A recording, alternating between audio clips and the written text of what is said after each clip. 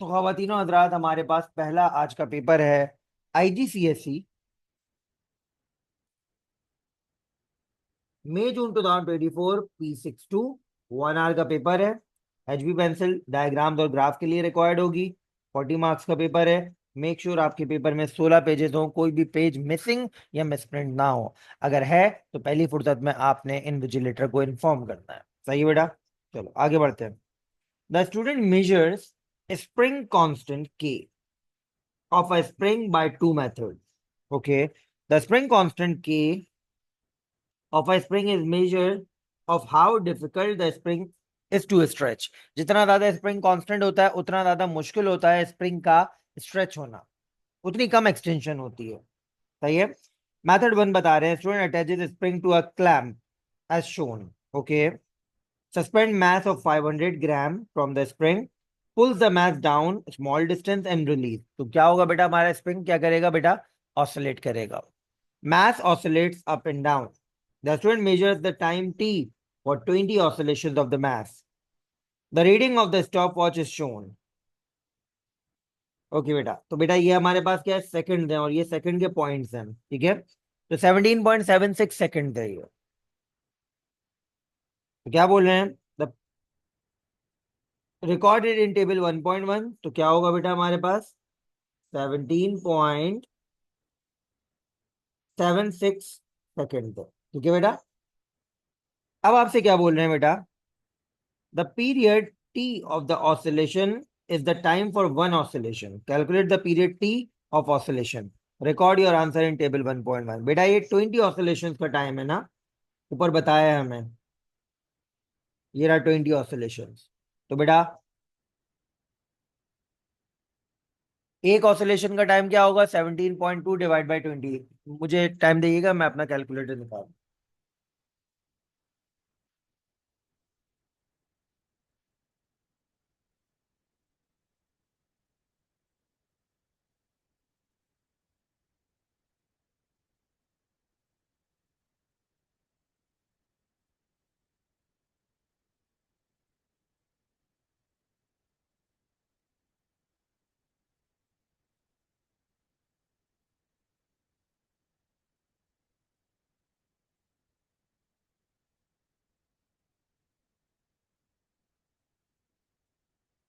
तो 17.16 divide by 20,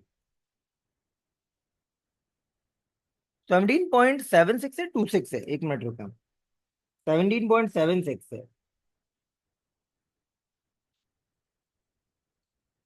बेटा। Answer आ रहा है हमारे पास 0.888।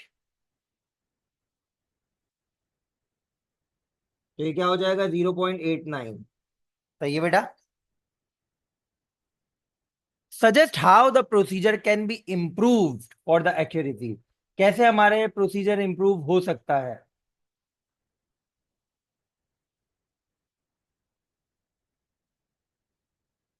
तो बेटा ये प्रोसीजर हमारे पास इंप्रूव कैसे होगा, हम नंबर ऑफ ऑसिलेशन बढ़ा दें। ठीक है, how the procedure can be improve for the greater accuracy. हम क्या बोलेंगे, इंक्रीज नंबर ऑफ ऑसिलेशंस। मतलब 20 ऑसिलेशन के बजाय हम 40 ऑसिलेशन कर सकते हैं, 30 ऑसिलेशन कर सकते हैं, so on. Now calculate value of K1 of the spring constant using the equation. तो बेटा K1 हमारे पास क्या है, 19.7 डिवाइड बाई टी स्क्वायर।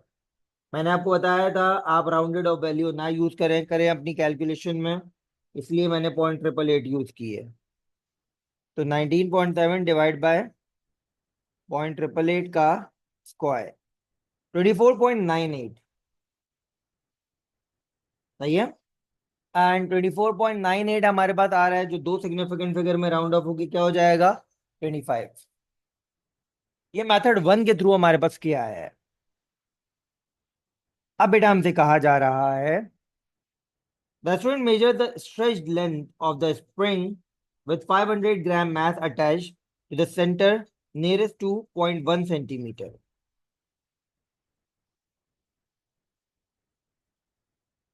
सही है। Figure 1.3 shows the stretched spring drawn to scale of 1/4 in full size, मतलब actual world के मुकाबले में ये 4 गुना छोटी इमेज बनी हुई है। शायद हमसे ये मेजर करने का बोले, तो हम मेजर कर लेते हैं भाई।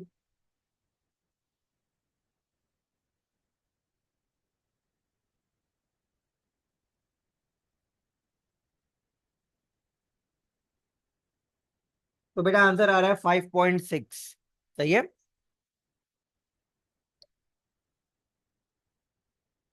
The length L of the spring is the distance between the dotted line, measure L. तो क्या है बेटा? 5.6। ठीक है। Actual length of unstretched string, of the stretched string sorry. तो बेटा हमसे क्या बोला गया है? ये 1/4 साइज की बनी हुई है, तो एक्चुअल लेंथ हमारे पास क्या होगी? 5.6 को 4 से मल्टीप्लाई कर देंगे। 22.4। सही है बेटा। Nearest to 0.1 centimetre 1 decimal place जवाब लिखना है, तो इसका भी 1 डेसिमल प्लेस लिखा है, इसका भी 1 डेसिमल प्लेस जवाब लिखा है। रिकॉर्ड एल इन टेबल 1.2। तो एल को 1.2 में आपने रिकॉर्ड कर दिया 22.4। सही है बेटा। Now the student remove 100 gram mass from the mass hanger one at a time। सही है। And repeat the process for 400 gram, 300 gram, 200 gram and 100 gram. The student record the value of L in the table 1.2। दिखाई दे रहा है। आगे देखते हैं बेटा। Plot a graph of L slash centimeter on y axis and M slash G on x axis। Start your axis from origin। Line of best बनानी है। Okay, अब देखें इसने क्या किया बेटा। लेबल खुद करके दे दिया, तो 1 मार्क यहाँ पे कम कर दिया। ठीक है, instead of 4 marks now you have 3 marks. तो मैं टेबल लेकर आ जाता हूँ यहाँ पर।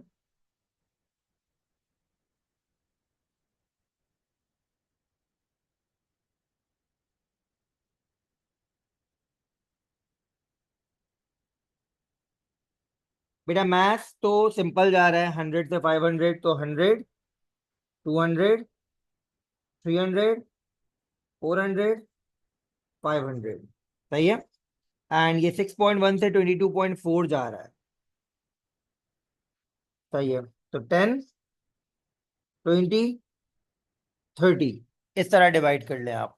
बहुत सिंपल सा स्केल था ये तो, खैर। सही है बेटा। तो 10, 20, 30 हमने इस तरह डिवाइड कर लिया। अब हमें क्या करना है बेटा? पॉइंट की प्लॉटिंग करनी है। ठीक है, छोटा सा ग्राफ है, मैं रूलर लेकर नहीं आ रहा, जो मैंने आपको निंजा टेक्निक बताई थी। तो 500 ग्राम पे 22.4 है। 22 किधर आएगा बेटा? ये 21 है, ये 22 है।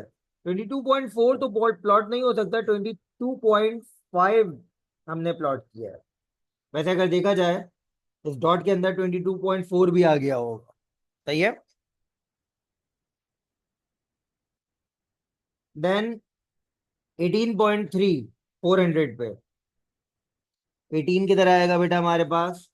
15, 16, 17, 18। 18.3 यहाँ कहीं 18 पे मैंने मार्क किया, 18.3 पे नहीं। देन 14.3, 11, 12, 13, 14.3 में 14 को मार्क किया है बेटा। देन 10, 200 पे है 10।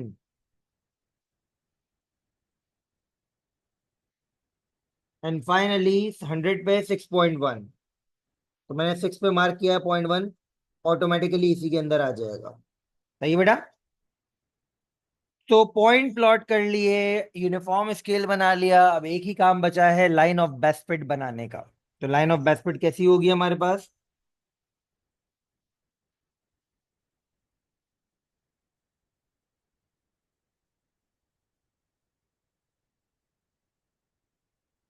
ऑलमोस्ट सारे पॉइंट ही आ रहे हैं। देखो, ये वाला पॉइंट आ रहा है, ये आ रहा है, ये आ रहा है, ये हल्का सा ऊपर छूट रहा है, ये हल्का सा नीचे छूट रहा है। सही है। 1, 2, 3 पॉइंट्स आ रहे हैं, ये ऊपर छूट रहा है, ये हल्का सा नीचे छूट रहा है। वैसे देखा जाए तो ऑलमोस्ट सारे ही हमारे पास रेंज में आ रहे हैं। ठीक है, तो ये हमने लाइन ऑफ बेस्ट फिट बना ली। अब somehow line of best fit बनाने के बाद ये ग्रेडियंट मांगता है, ग्रेडियंट की वर्किंग करो बेटा। अच्छा, इट्स नॉट नेसेसरी कि आप हमेशा वो पॉइंट उठाएं जो लाइन पर हो, आप वो पॉइंट भी उठा सकते हैं जो आपको गिवन दिए गए हैं। कंडीशन क्या है, वो पॉइंट जो आपको गिवन है वो आपकी लाइन पर आ रहा हो। फॉर एग्जाम्पल, मैं ये वाला पॉइंट कंसीडर कर सकता हूँ, मैं ये वाला पॉइंट कंसीडर कर सकता हूँ, मैं ये कंसीडर नहीं कर सकता। सही है बेटा, तो एक पॉइंट मैं ये उठा रहा हूँ बेटा,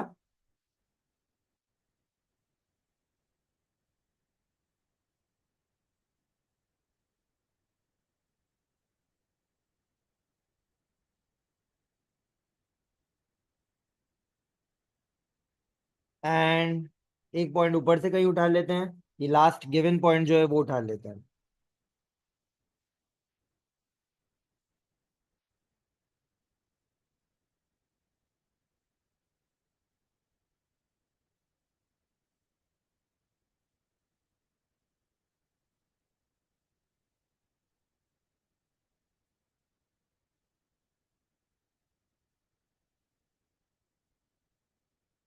चलें बेटा, इसकी वैल्यूज देखें क्या आ रही हैं वैल्यूज। ये x2 हो गया, और ये हमारे पास क्या है 50, बिल्कुल सेंटर में आ रहा है x1। ये हमारे पास क्या होगा बेटा, 1 2 3, 3.5 है ये y1, एंड ये है हमारे पास y2, और इसकी वैल्यू क्या है बेटा, 21 22 22.5। ठीक है,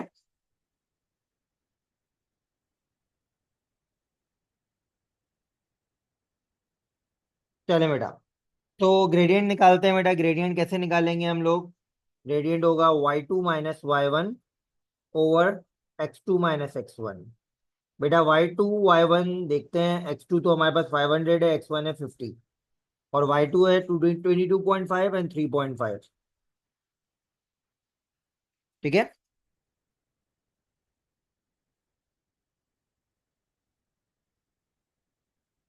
आंसर आ रहा है 0.042।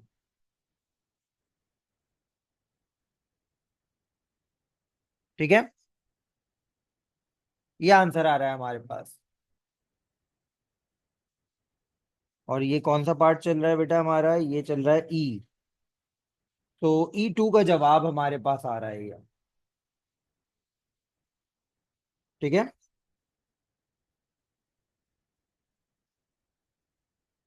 तो दो सिग्निफिकेंट फिगर में लिख दो बेटा इसे, 0.042। सही है, कल को हमसे बोलता है इसका यूनिट बताओ, तो सेंटीमीटर पर ग्राम होगा।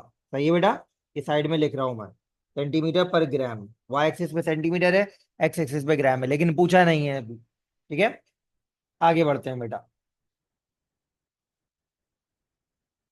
An estimate value of K2 from the spring constant can be calculated. तो बेटा K2 हमारे पास क्या बता रहे हैं, किसके बराबर है, 1/g। जी की वैल्यू हमारे पास आई है 0.0422, तो 1/.0422, आंसर आ रहा है 23.69। ठीक है, अच्छा इस वाले पार्ट की हम दो सिग्निफिकेंट फिगर्स या फिर तीन सिग्निफिकेंट फिगर पे जवाब दे सकते हैं, क्योंकि लंबा जवाब जा रहा है। तो बेटा हम क्या करेंगे, इसे 23.7 कर देते हैं। ठीक है,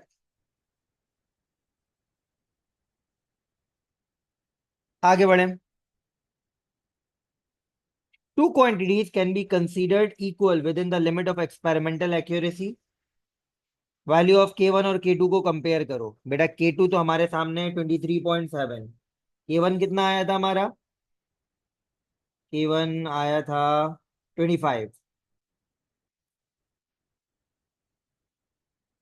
सही है बेटा, अब अगर मैं 25 का 10% निकालूं, आप 23.5 का 10% भी निकाल सकते थे, बट 25 का आसान है। तो क्या होगा बेटा, 25 का 10% होगा 0.25, यानी 25 एक मिनट, 25 का 10% होगा 2.5, सॉरी, तो ये हो जाएगा 27.5।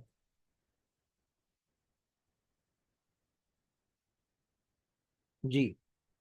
एंड 25 का -10% क्या होगा बेटा? 25 माइनस 2.5, तो ये हो जाएगा 22.5। ठीक है बेटा। तो रेंज हमारे पास जो आ रही है करेक्ट आंसर की, वो है 22.5 से 27.5। तो देखो ये हमारे पास इस रेंज के अंडर आ रहा है। ठीक है बेटा। सिंस K2 K1 की रेंज ऑफ एक्सपेरिमेंटल एक्यूरेसी में आ रहा है, तो स्टेटमेंट करेक्ट है। ठीक है। Statement is correct as both values lie under the range of experimental accuracy।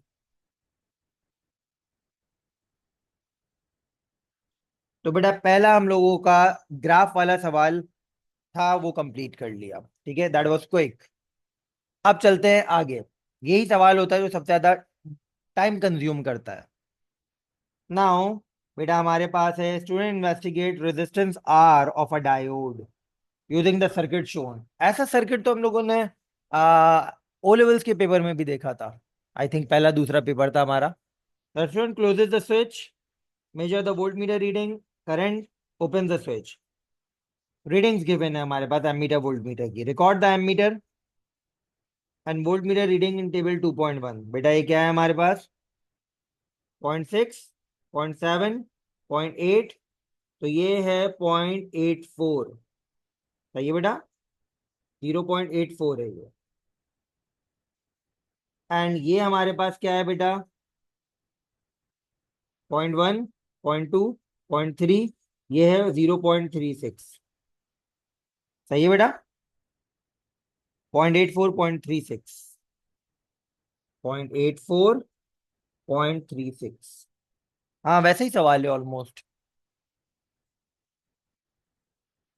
Calculate the R of the diode using the meter readings. ठीक है। और बोल रहा है appropriate number of significant figures पे आपने आंसर देना है। तो आर होगा V/I 0.84 divided by 0.36,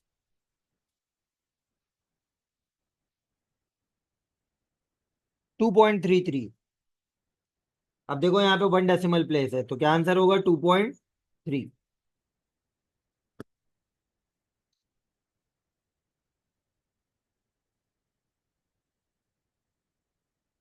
Now, the student connects 3 ohm resistor in series with 10 ohm resistor between terminal X and Y as shown in figure 2.3 and repeat the procedure. Connect 7, 10 ohm and 3 ohm in series and repeat the procedure।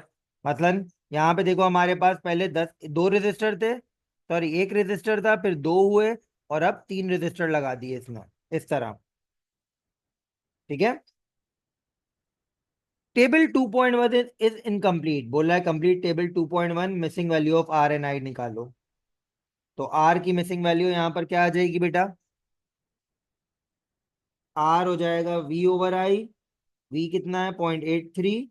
और आई कितना है? 0.27। ठीक है। इस value की working कर रहे हैं हम।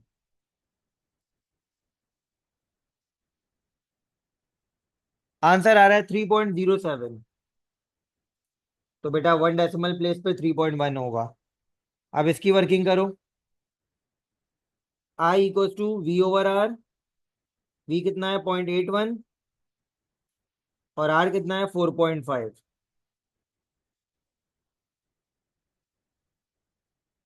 0.18। ये इसकी वर्किंग की है हमने। ठीक है बेटा। तो that is how we completed the table. आगे बढ़ते हैं। As the resistance between terminal X and Y is increased, current in the circuit changes। Use your result in table 2.1 to state the relationship between the current and the potential difference across the diode। बेटा current भले ही change हो रहा हो, potential difference क्या है हमारे पास, रफली constant है। सही है बेटा, डायोड के अक्रॉस पोटेंशियल डिफरेंस हमारे पास रफली कांस्टेंट है।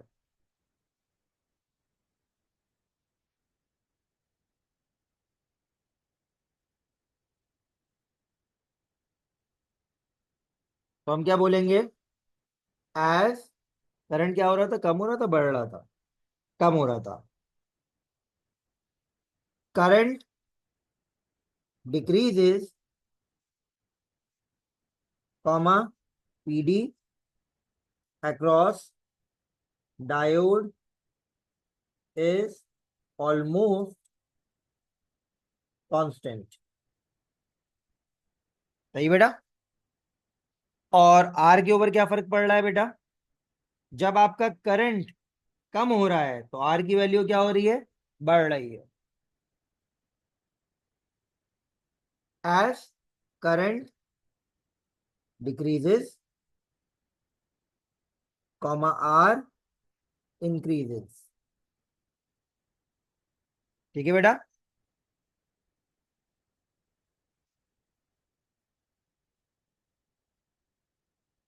Okay, the student attempts to set up the circuit. The student finds the ammeter and does not give the reading when the circuit is complete. Ammeter is not broken. ये तकरीबन वैसा ही सवाल है। The student have done what the student have done incorrectly. तो हम क्या बोलेंगे, battery या डायोड उल्टा लगाया है।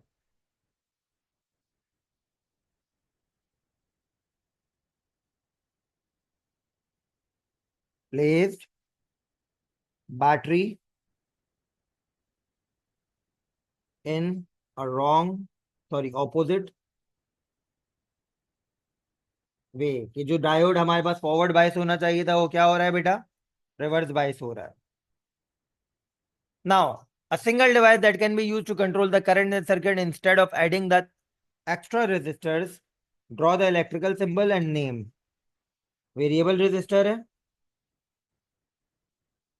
इसका नाम, और वेरिएबल रेजिस्टर का सिंबल क्या होता है बेटा,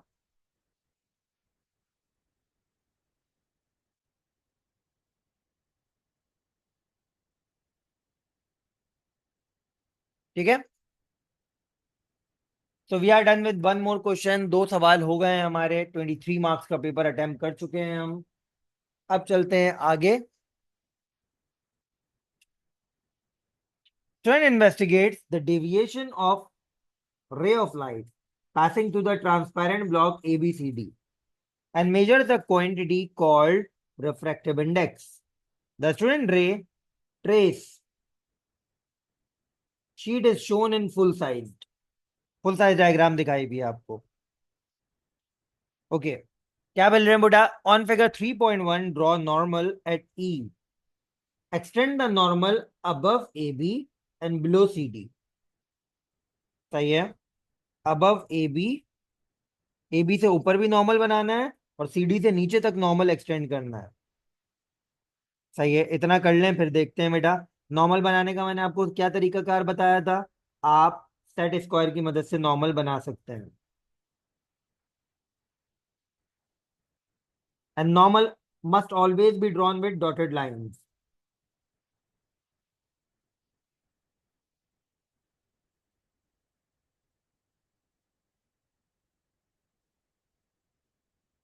ठीक है बेटा।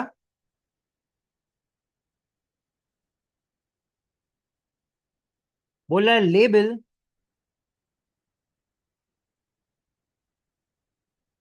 upper end of the normal with letter N and lower end of the normal with letter M। बेटा, upper end of the normal को आपसे बोल रहा है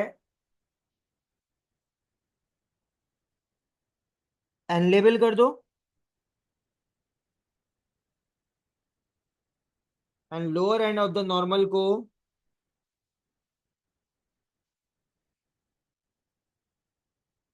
एम लेबल कर दो।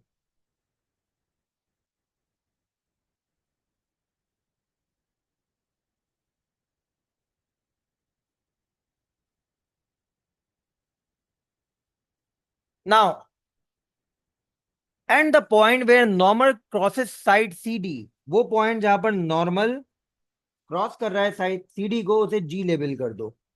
तो बेटा इस पॉइंट को हमने क्या किया, जी लेबल कर दिया। ठीक है।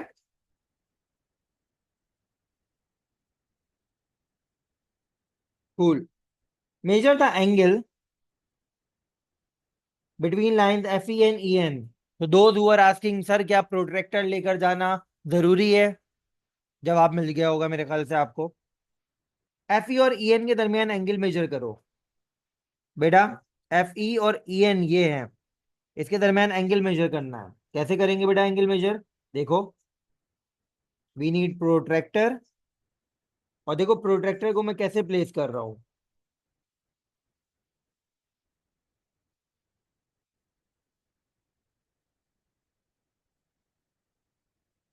तो बेटा कितना एंगल मिल रहा है मुझे जरा देख कर बताओ। 10, 20, 30, 40, 50, 60। ठीक है, 60 डिग्री का एंगल मिल रहा है।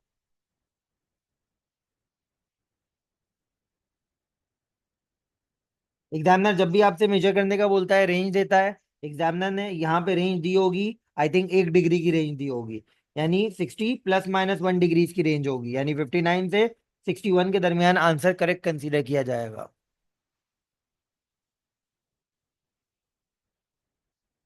तो 60 डिग्री आपने यहाँ पे मेंशन कर दिया। डिग्री नहीं लिखिएगा, ऑलरेडी यूनिट लिखा हुआ है। ना आगे बढ़ो बेटा। लाइट के सवाल जब आते हैं ना, अच्छी बात ये होती है you just have to follow the instructions. तो मैं इंस्ट्रक्शन फॉलो कर रहा हूँ बस। The student position illuminated slit on the ray trace sheet so that the ray of light passes along FE towards E। सही है बेटा।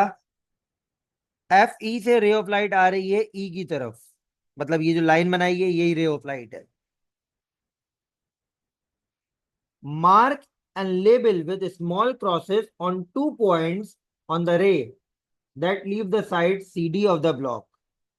ओके, सीडी की तरफ देखो, हमारे पास दो क्रॉसेस बने हुए हैं। ये क्या है बेटा? इमर्जेंट रे के लिए दो क्रॉसेस है। Remove the transparent block. On figure 3.1 extend the line FE until it meets the right hand edge of the ray trace sheet। बेटा क्या बोल रहे हैं? FE लाइन को एक्सटेंड करो जब तक वो right hand and of the trace sheet पे जाके ना टकराए, मतलब ये ट्रेस शीट है, यहां पे टकराना है इसे।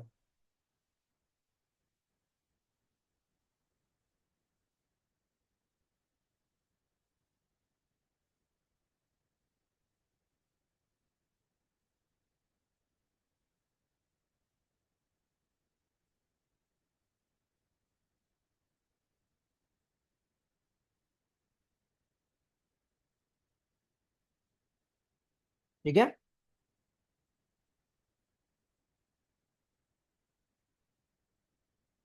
आगे बढ़ो। Label the end of the line V। And of the line को हमने किससे लेबल करना है बेटा? V से लेबल करना है।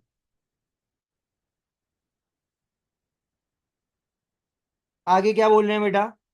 Draw straight line through the two crosses to meet side CD of the block. बेटा दो क्रॉसेस से अपने स्ट्रेट लाइन बनानी है जो साइड CD तक आ रही है।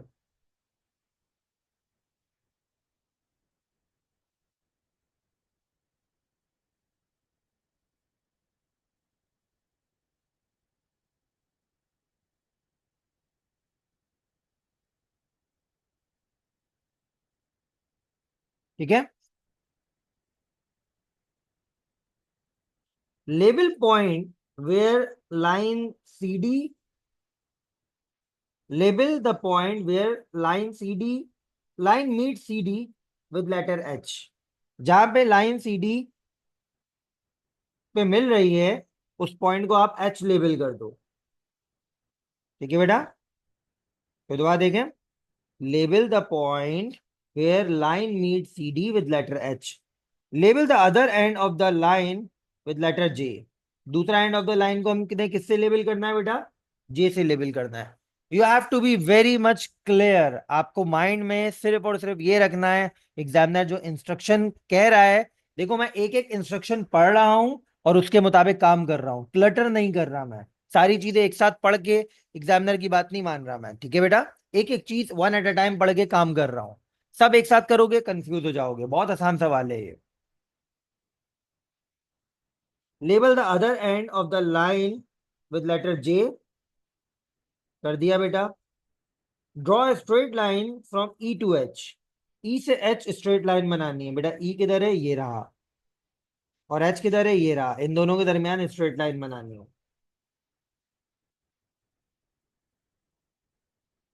ठीक है,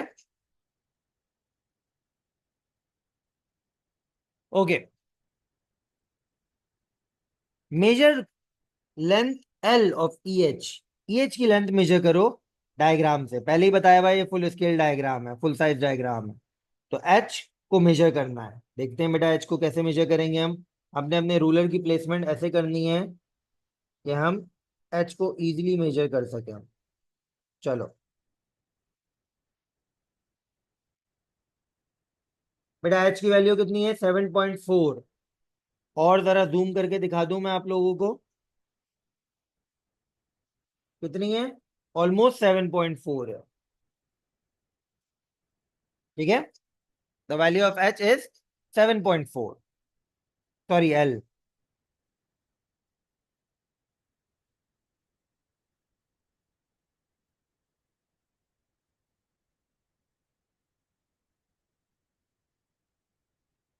measure the perpendicular distance D between H J and F Z. बेटा एच जे और एफ जेड, एच जे और एफ जेड, मतलब ये परपेंडिकुलर डिस्टेंस मालूम करने का बोल रहा है। ठीक है, ये वाला डिस्टेंस मालूम करने का बोल रहा है। चलो करते हैं मालूम।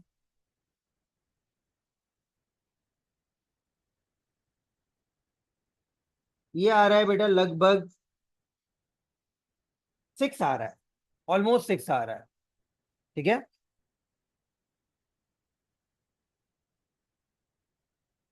एक मरतबा और देखने दो। एच जे और एफ जेड, एक मिनट रुको इधर है, ये आ रहे हैं यहाँ पे। आई थिंक ये परपेंडिकुलर डिस्टेंस होगा। एक मिनट रुको मैं जरा देख लूं।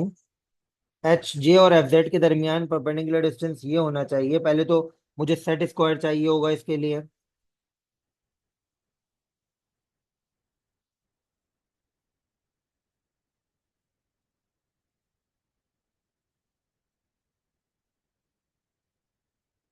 ठीक है,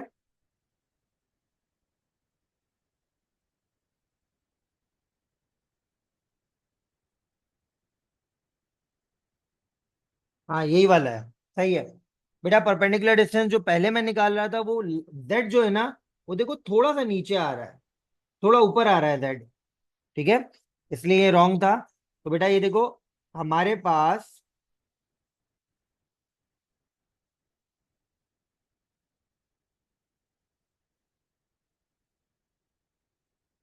ये है एच जे, और ये है क्या, क्या नाम था इसका, एफ जेड नाम था इसका। तो बेटा देखो एफ जेड और एच जे दोनों परपेंडिकुलर, इस तरह हम डिस्टेंस निकाल रहे हैं, जो कि आ रहा है क्या, 3।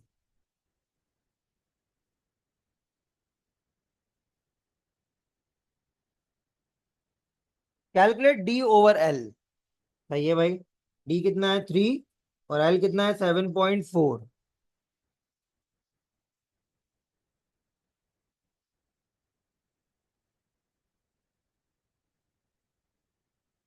0, सॉरी 0.405।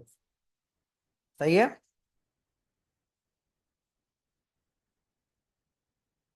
तो 0.405 हमारे पास किसके बराबर आ जाएगा, 0.41 के बराबर आ जाएगा 2 SF में। ठीक है, ना हो क्या कह रहे हैं बेटा, measurement of a quantity is reproducible if similar results is obtained when measurement is repeated by different method under different condition. ठीक है बेटा.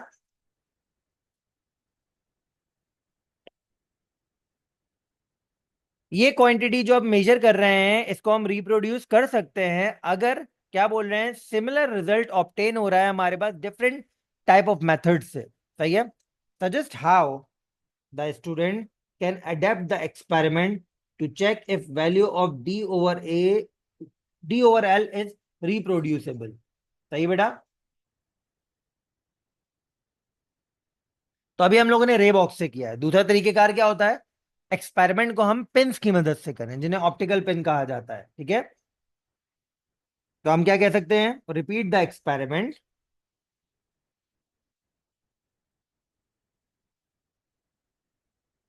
With optical pins.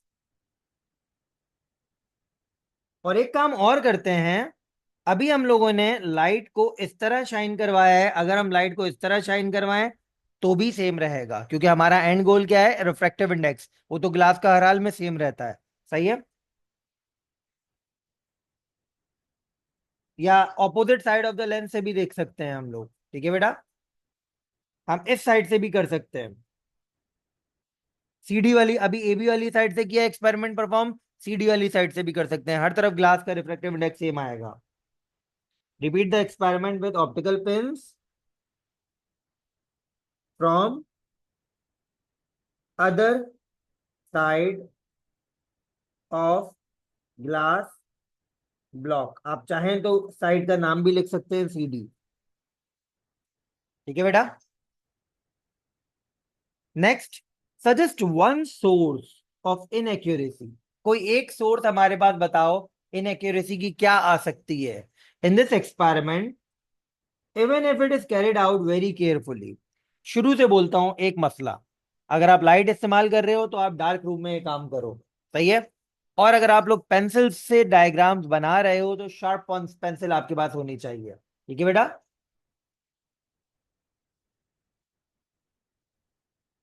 तो हम क्या बोलेंगे, यूज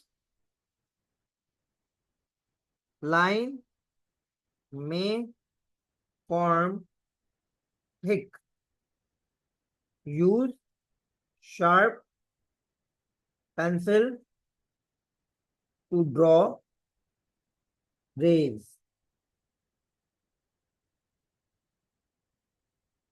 ठीक है बेटा. Measure length L of G H. अब ये जी एच देखो क्या है हमारे पास बेटा, जी एच. जी एच ये सही है, इसकी लेंथ मालूम करने का बोल रहा है. जी से एच आ रहा है बेटा 4.4. सही है.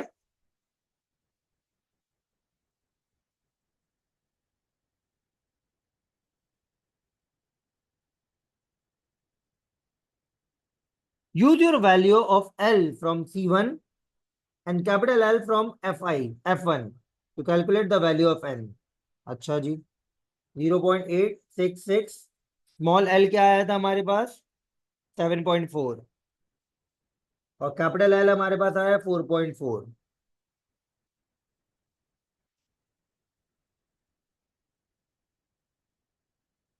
बेटा फाइनल आंसर आ रहा है 1.456. जो दो सिग्निफिकेंट फिगर में राउंड ऑफ होके क्या हो जाएगा, 1.5.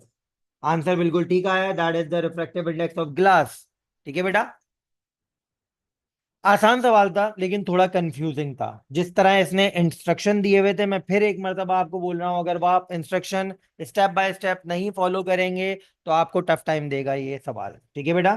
तो हमने इस सवाल में कुछ नहीं किया, आपने मुझे देखा होगा मैं स्टेप बाय स्टेप एक एक इंस्ट्रक्शन पढ़ के डायग्राम पे काम कर रहा था. ठीक है. और डायग्राम देखो इस तरह बिल्डअप हुई है.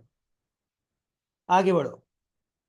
The last part of the question, the last part of the paper is planning question. ठीक है बेटा. तो बोल रहे हैं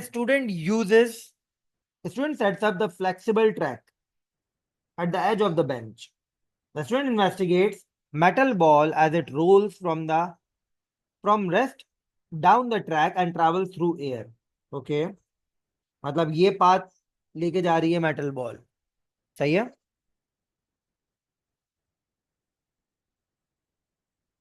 The metal ball travels a horizontal distance d through air and lands on a tray of sand placed on the floor. बेटा metal ball ने क्या किया, हॉरिजॉन्टल डिस्टेंस डी कवर किया है और फ्लोर के ऊपर मिट्टी पड़ी हुई है उसके ऊपर जाके लैंड करती है। Plan an experiment to investigate, क्या इन्वेस्टिगेट कर रहे हैं बेटा, how one variable effect the size of the distance D. कैसे एक वेरिएबल इफेक्ट कर रहा है size of the distance D, मतलब डिस्टेंस जो आपके पास ये वाला पार्ट है इसको कैसे इफेक्ट कर रहा है। अब वो वन वेरिएबल कुछ भी हो सकता है, हम किस साइड से बॉल को ड्रॉप कर रहे हैं, क्या एंगल है हमारे पास फ्लेक्सिबल मेटल ट्रैक का, जितना ज्यादा एंगल होगा उतना ज्यादा फास्ट स्पीड से बॉल आके दूर गिरेगी, सही है। फ्रिक्शन कैसी है इसकी फ्लेक्सिबल ट्रैक की, अगर ये रबर का है तो ज्यादा फ्रिक्शन होगी, ग्लास का है तो कम फ्रिक्शन होगी। तो बहुत सारे फैक्टर हो सकते हैं, देखते हैं सवाल क्या डिमांड कर रहा है। The apparatus is included, flexible track है, क्लैंप है, बॉस है, स्टैंड है to support the track and selection of metal balls है।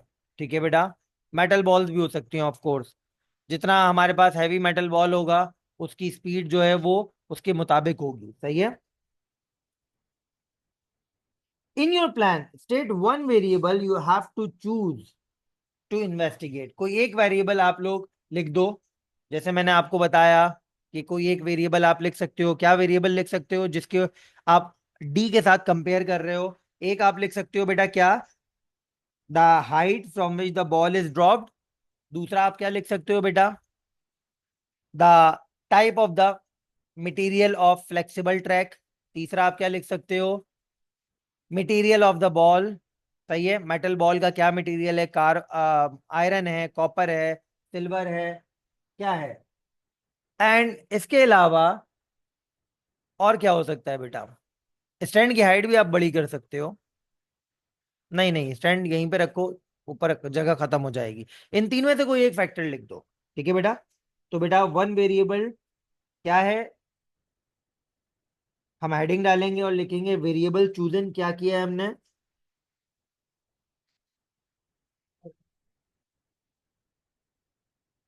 तो बेटा वेरिएबल चूजन में मैं लिख रहा हूं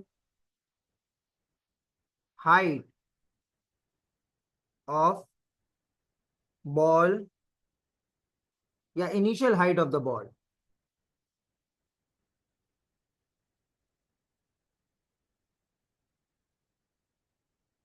ऑन फ्लेक्सिबल ट्रैक, क्योंकि जितनी हाइट होगी उतनी ग्रेविटेशनल पोटेंशियल एनर्जी होगी, और जितनी ग्रेविटेशनल पोटेंशियल एनर्जी होगी नीचे आते आते उतनी काइनेटिक एनर्जी में कन्वर्ट होगी, उतनी ही दूर जाके बॉल गिरेगी। तो वेरिएबल हम लोगों ने ये चूज कर लिया। आगे क्या बोल रहा है, list any additional apparatus you need to measure this variable. कोई भी एक एडिशनल एपरेटस, बेटा कर्व लेंथ है तो कर्व लेंथ के लिए मैं क्या कर सकता हूँ, मेजरिंग टेप का इस्तेमाल करूंगा, सही है। तो एडिशनल एपरेटस में कर्व लेंथ को मेजर करने के लिए या हाइट को मेजर करने के लिए, अगर आप हाइट की बात कर रहे हो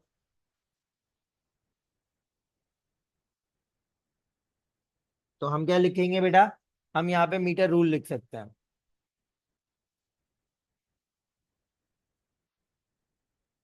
ठीक है। एक दफा दिखा दूं मैं क्या कह रहा हूं बेटा, अगर मुझे ये वाली हाइट मेजर करनी है, ये वाली लेंथ मेजर करनी है, कहां से बॉल को छोड़ा है, तो मैं मेजरिंग टेप इस्तेमाल करूंगा। और अगर मुझे ये हाइट देखनी है तो बेटा मैं क्या इस्तेमाल करूंगा, मीटर रूल इस्तेमाल करूंगा, ठीक है बेटा। आगे बढ़ो, मुझे हाइट मेजर करनी है तो मैंने मीटर रूल लिखा है। अगला स्टेप क्या बोल रहा है बेटा, explain how you do the experiment, सही है। तो बेटा एक काम करते हैं, इस पूरे के पूरे फ्लेक्सिबल ट्रैक्स पे मार्किंग कर लेते हैं, इक्वल इंटरवल्स पे मार्किंग कर लेते हैं। एक यहाँ पे मार्क लगा दिया, एक यहाँ पे, एक यहाँ पे, एक यहाँ पे, एक यहाँ पे, एक यहाँ पे, एक यहाँ पे, ठीक है। और हर मर्तबा एक मार्क के ऊपर बॉल को रख के लीव करेंगे, ठीक है। और देखेंगे डी कहां तक जा रहा है। डी को हम किससे मेजर करेंगे, रूलर से मेजर करेंगे। And will repeat the process for different position of the mark. तो बेटा मेथड लिखो क्या है।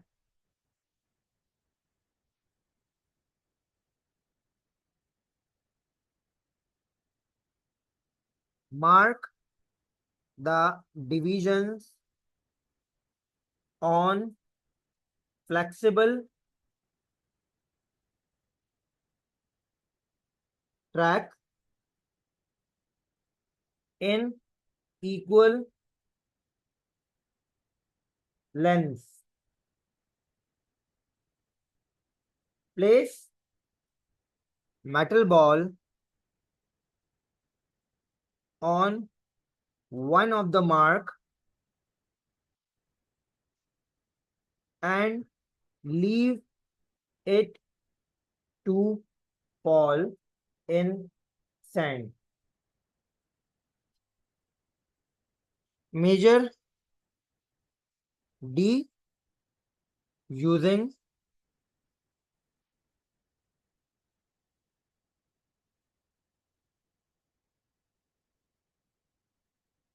एक मिनट रुको,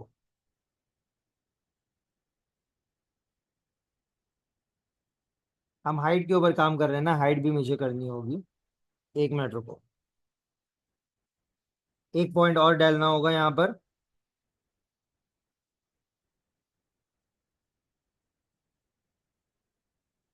major height of mark to the floor है, टेबल है, फ्लोर है, या टेबल तक भी कर सकते हो आप, फ्लोर तक कर लो, एक काम करो। Measure the height of mark to the floor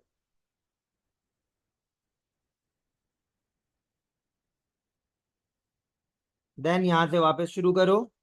place the metal ball and leave it for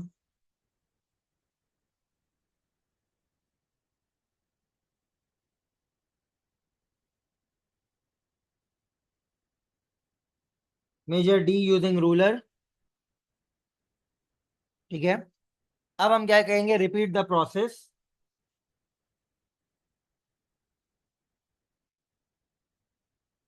for other marks. और अब मैं जो लिखने जा रहा हूं वो ऑप्शनल है।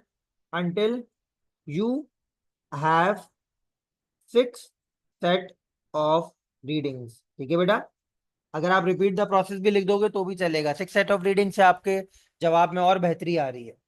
तो एक मरतबा फिर सुनो मैंने क्या किया है। बेटा मैंने बोला है आप यहाँ पे मल्टीपल जगहों पे मार्किंग कर लें, 1 मार्क, 2 मार्क, 3 मार्क, 4, 5, 6, 7, 8, 9, ये मार्क कर लिए। अब हर मार्क की आपने क्या करना है बेटा, हाइट मेजर करनी है फ्लोर से। लाइक पहली हाइट मैंने ये मेजर कर ली रूलर से,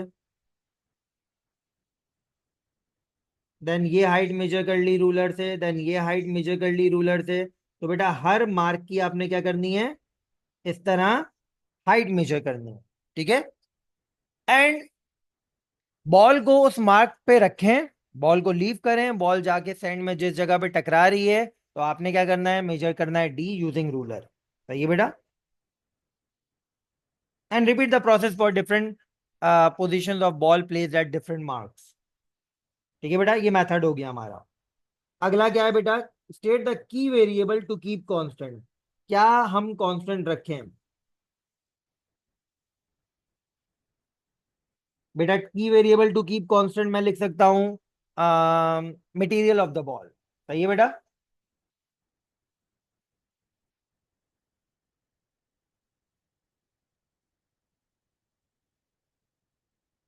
इसके अलावा क्या लिख सकते हैं बेटा हम लोग, पोजीशन, या फिर क्या कहते हैं,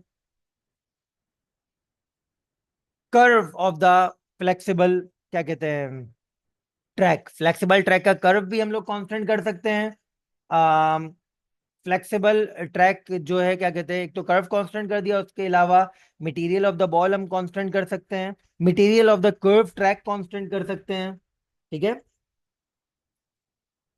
material of ball and material of flexible track।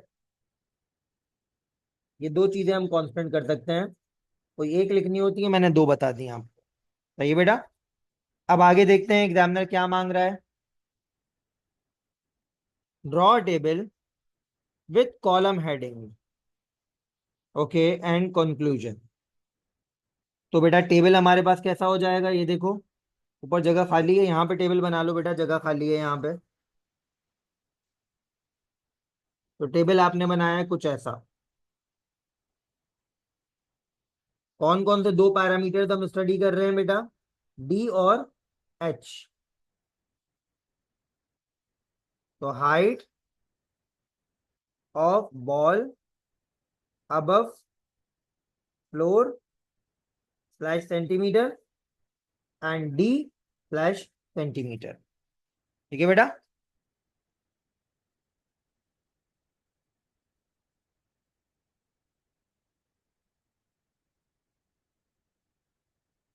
And apart from that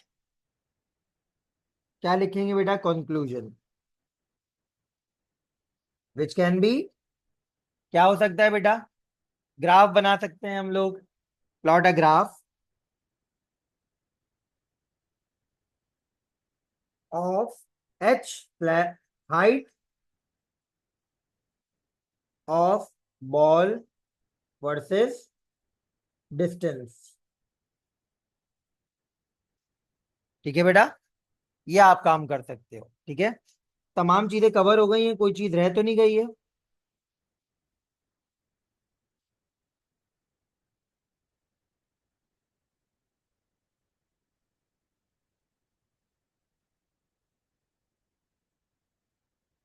सही है, हो गया है बेटा।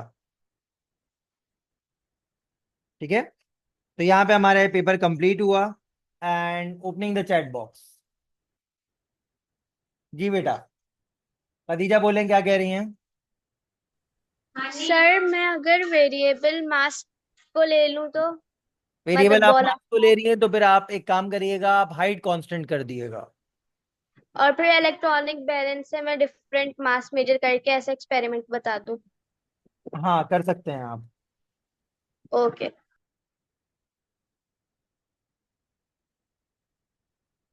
Sir how did we calculate the perpendicular distance, please explain part C of question 3। Samavi, मैंने परपेंडिकुलर डिस्टेंस ये वाला मेजर किया है। देखो मैंने परपेंडिकुलर देखने के लिए सबसे पहले इस्तेमाल किया इस चीज का, सेट स्क्वायर। ठीक है, ये देखो यूं, और इस एंगल पे वैसे तो सेट स्क्वायर पे भी मार्किंग हुई भी होती है, आप डायरेक्ट सेट स्क्वायर से भी ये रीडिंग मेजर कर सकते हैं। तो डायरेक्ट यूं मेजर कर लिएगा समावी। ठीक है बेटा। I cannot understand question 3 part D, ताहा इकबाल।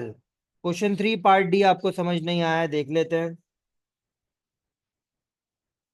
बेटा। दो तरीकेकार बताया ना हमने, एक पिंस वाला मेथड होता है, जिसकी अभी मैंने आपको ग्रुप पे एक लंबी चौड़ी वीडियोस की लिस्ट सेंड की है, जिसमें सारे, उसके अंदर एक एक्सपेरिमेंट है refraction of light through glass block, तो उसमें मैंने पिंस वाला मेथड यूज किया है, ऑप्टिकल पिंस वाला।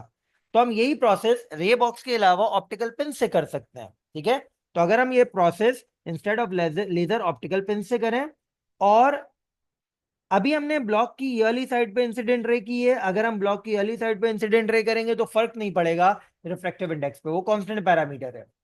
सर अगर हम फ्लेक्सिबल ट्रैक का एंगल को लेते चेंज करने के लिए तो उसका एक्सपेरिमेंट बता दें, मरियम कोई खास चेंज नहीं आएगा। ठीक है, आप इसकी मार्क्स स्कीम गो थ्रू करो ना, मार्क्स स्कीम बिल्कुल ओपन है, मार्क्स स्कीम में एग्जामिनर में बोला हुआ है आप जैसा करना चाहते हो वो करो। सही है, तो अगर आप यहाँ पे वेरिएबल टू बी क्या कहते हैं चूजन, जिसके अगेंस्ट आप डी को कंपेयर कर रहे हो, वो एंगल ऑफ द फ्लेक्सिबिलिटी लेना चाह रहे हो, ले सकते हो, कोई मसले की बात नहीं है। फिर आपने यहाँ पे जो है कोई दूसरा कांस्टेंट पैरामीटर यही वाला लेके चल लीजिएगा, कोई मसले की बात नहीं है। Is it necessary to write down the headings. बेटा हमारी ये तीसरा दिन है वर्कशॉप का, सेम टाइप ऑफ क्वेश्चंस क्यों हो रहे हैं। अगर आप चाहते हैं कि आप पैराग्राफ में लिखें आंसर, तो पैराग्राफ में आंसर लिखें। अगर आप चाहते हैं हेडिंग्स डाल के आंसर लिखें तो हेडिंग्स डाल के आंसर लिखें। मैं एक एक स्टेप रीड कर रहा हूं, उसकी हेडिंग डाल के उसका आंसर लिख रहा हूं। टेबल में can we write time slash minimum minute, time slash minute कहां पर बेटा टेबल में? आयशा तुम सवाल का रेफरेंस दिया करो, कौन से सवाल का जवाब चाहिए आपको? मैं I can not find time slash minute कहां पर लिखा है आपने। हो सकता है आप ओपन सवाल पूछ रही हो, तो यस कर सकते हैं। Miss, what chat box to use? Chat box, ये वाला फिजिक्स अनलीश को मैं रीनेम कर रहा हूं, ठीक है बेटा। जूम यूजर आप वापस अपने नाम से क्लास में नहीं आए। Let me remove you from the class. Sir in the investigation can I use black pen for heading and blue for writing? जी बेटा, ब्लैक और ब्लू ही अलाउ है, आप कर सकते हैं। Is it essential to leave a line in the sub headings in planning question? हाँ, नहीं नहीं जरूरी नहीं है भाई, ये ऐसे ही लिखा है मैंने। सर अगर मैथ लेती then size of the ball and type of the floor and same height का डिफरेंस होता, मतलब मेटल को छोड़ो, 3 मेटल बॉल आर इनफ। बेटा 5 सेट ऑफ रीडिंग जरूरी हैं, ठीक है। अब मार्क्स स्कीम में लिखा हुआ है एडिशनल पॉइंट में at least 5 set of data taken, हमने क्या बोला है 6 सेट ऑफ डेटा, ठीक है। ये देखो मैंने क्या बोला है, until you have 6 set of readings, ठीक है। और एडिशनल पॉइंट में इसका एक मार्क है, सही है।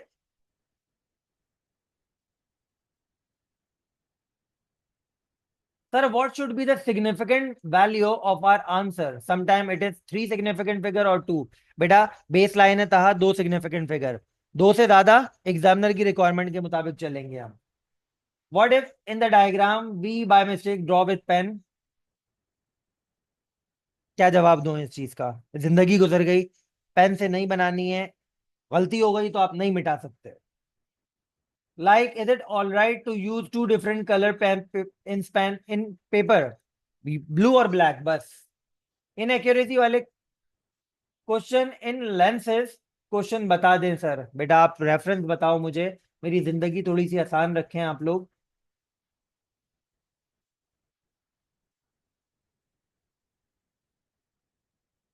बेटा 10% मैंने 2.5 का निकाला, अपर रेंज लोअर रेंज मिली, तो अपर लिमिट लोअर लिमिट के दरमियान जो रेंज है, इस रेंज में मेरा ये वाला आंसर आ रहा है। तो both are lying under each others range of 10%, that means statement correct है। Can we investigate the mass of the metal ball against the distance? बिल्कुल कर सकते हैं बेटा, बिल्कुल कर सकते हैं ताहा। मरियम, ये 8 9 सवाल आपने सेंड कर दिए in question 1 part E N F.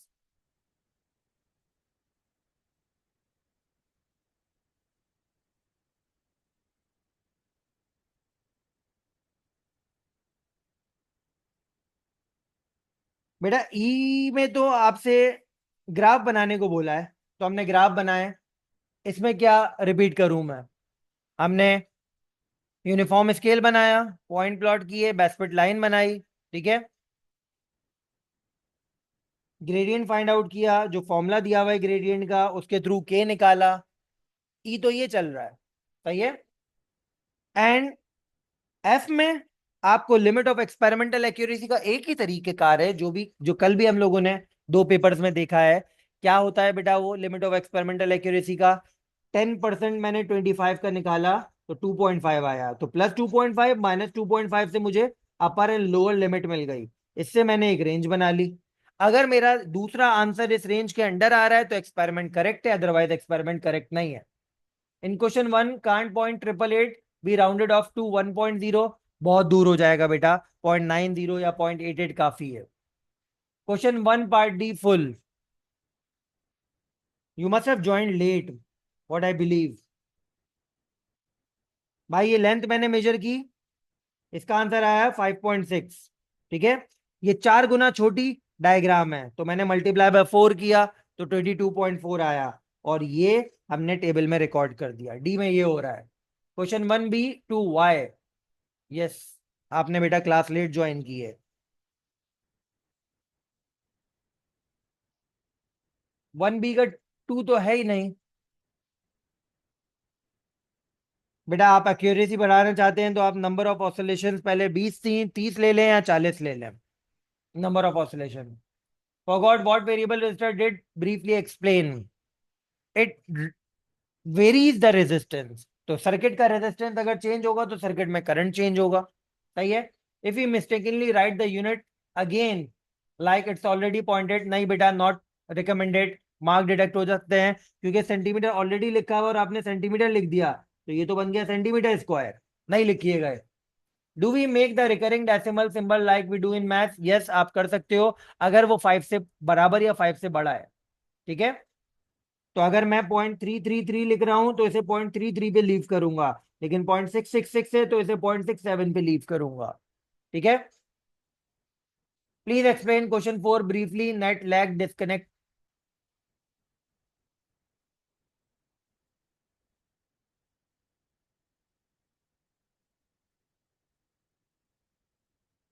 बेटा आप height from where the ball has been dropped to D को कंपेयर कर रहे हैं। तो ये जितने भी इसने मुझे इंस्ट्रक्शन दिए हैं, वन वेरिएबल टू इन्वेस्टिगेट, मैंने हाइट को चूज किया।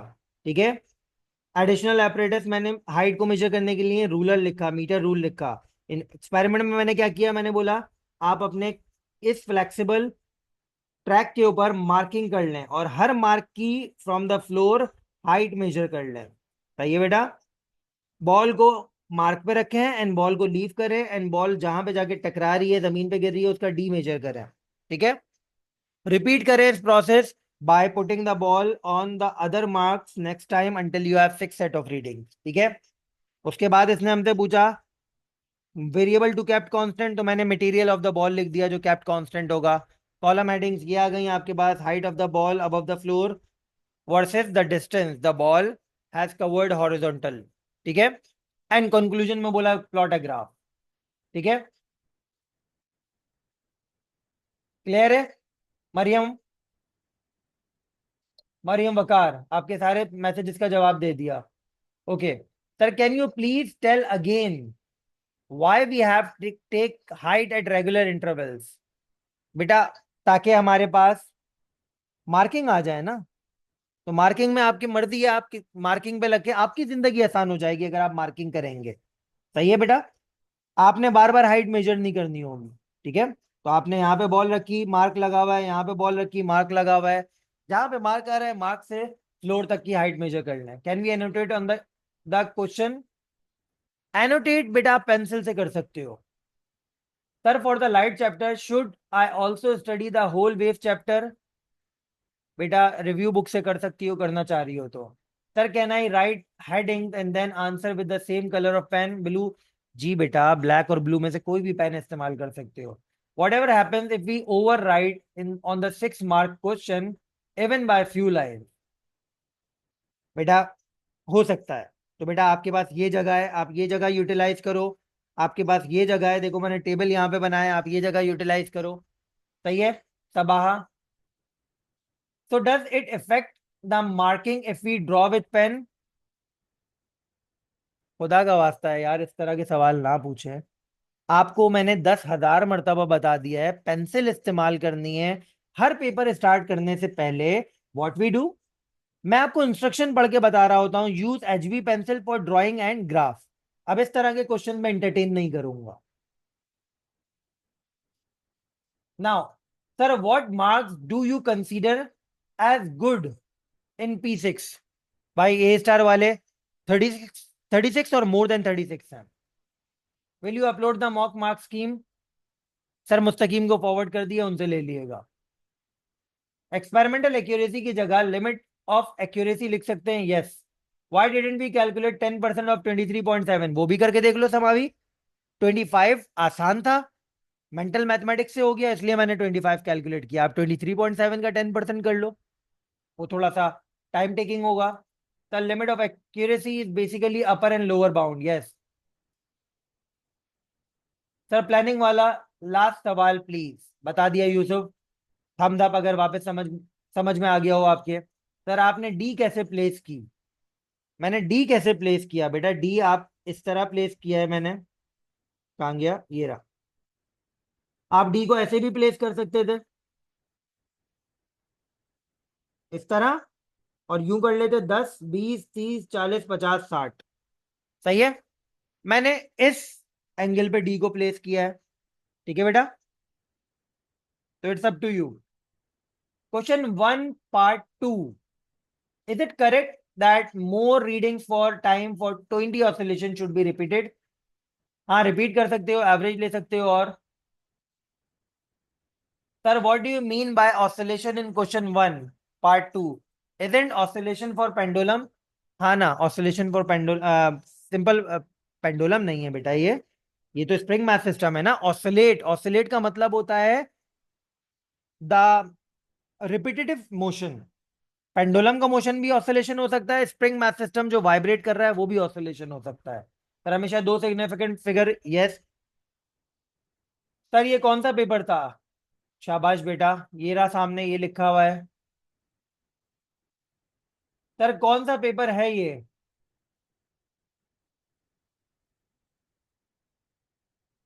भाईजान मैं सुबह 9 बजे से पढ़ा रहा हूँ, कंटिन्यूअस क्लासेस। थोड़ा सा दिमाग इस्तेमाल करें, थोड़ी सी आंखें इस्तेमाल करें, सामने सब कुछ स्क्रीन पे लिखा हुआ है। Sir how many assets to leave in general question not the table one? Two. Two significant figure. Sir can you tell कौन सा पेपर है ये? मैं मारूंगा तुम्हें बेटा, रुक जाओ, पेपर का बाद मिलो। पेट पे बस हाथ रखना, टक्कर क्योंकि डायरेक्ट पेट पे पड़ेगी। Sir I should do vacuum flask and insulating the house for ATB leads likely to occur. Sir will you check the mock? जी बेटा, टाइमली सबमिट करोगे तो चेक होगा। आज 18 है, आज की रात तक आ जाता है मॉक तो चेक होगा। Sir do we need to draw dots on the flexible?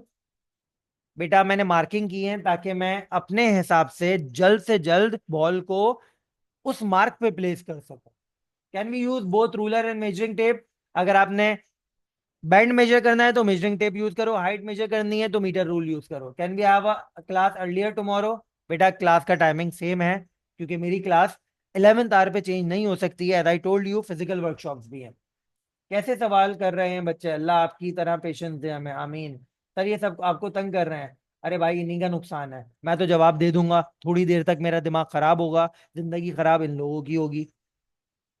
खैर, आगे बढ़ते हैं बेटा। Let's stop the recording